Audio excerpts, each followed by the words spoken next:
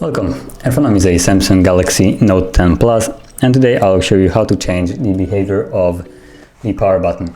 So by default, if you try to hold the power button, or as Samsung is calling it, a side button, it will bring up the beloved Bixby. But if you want to bring back the normal function of holding the power key, you can pull down the notification panel, and where you have the power off feature now, so you tap on it, you have the standard basically boot options, but here you also have another one called side key settings, basically power key settings. And here you have a couple of things that you can do, and the one that is probably the most important is right here. Press and hold to power off menu, as everybody else has it. And you can also do a couple other things, let's say like double press, and you can disable that altogether. And by default it's set to launch camera, but you can launch apps. We're just gonna skip Bixby altogether, no one uses that.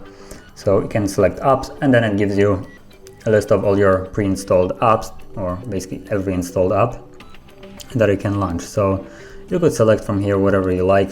For instance, I can choose Chrome.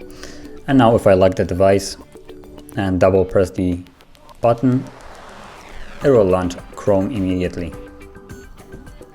Now mind you that if you're using some kind of lock on your screen, fingerprint or whatever it might be, and you try to launch Chrome, it will basically tell you to scan your finger or put in the passcode, whatever you have set, before you can actually go into the Chrome. So keep that in mind. Now camera by default will just always open, and if you try to leave it, it will go back to the lock screen. So yeah, but that is basically how you would change the settings of the power button. And if you found this very helpful, don't forget to hit like, subscribe, and thanks for watching.